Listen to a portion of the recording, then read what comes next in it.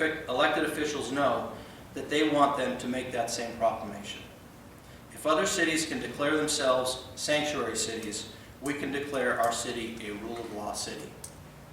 I also want to emphasize that for this to work, it needs to be done by every city and county. And all cities and counties need to work together regionally to solve this problem, as there are many inconsistencies in how things are currently done.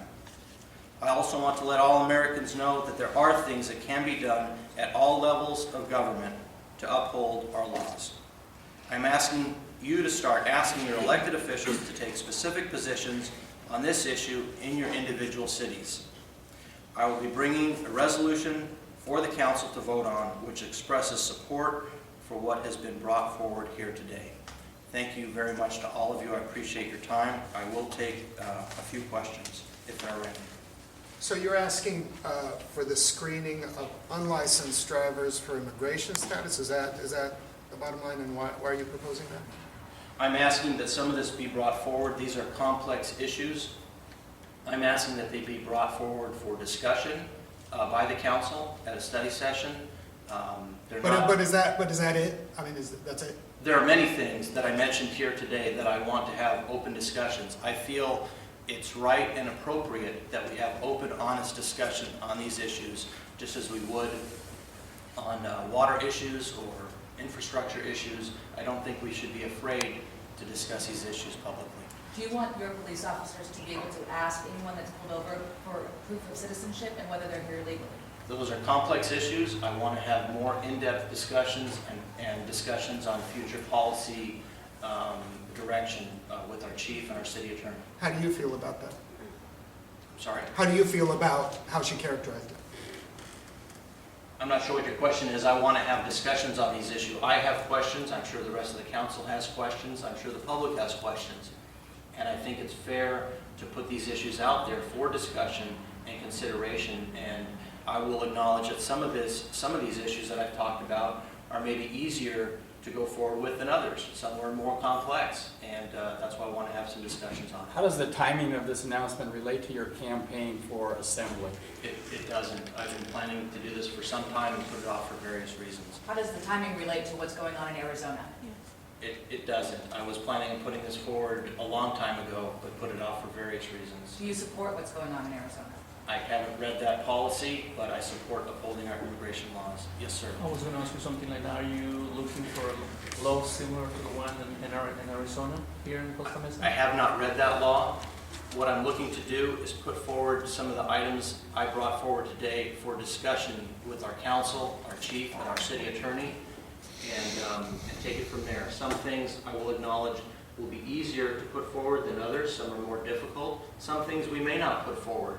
But I want to have an open, honest discussion about these issues. Also, are you proposing for the city not to accept the matricula consular? I'm sorry? Are you proposing for the city not to accept the matricula consular? I have questions about that, and I want to discuss those publicly. I do question why we accept it. There seems to be an increasing use of it, and I believe people should present valid forms of identification, a driver's license or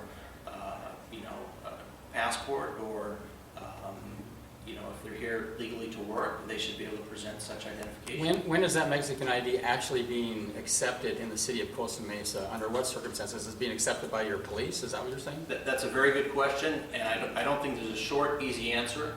I think sometimes it might be accepted, sometimes it might, and there's certainly officer discretion. And these are things I want the public to be a little more aware of. I want the council to be more aware of. I have various questions.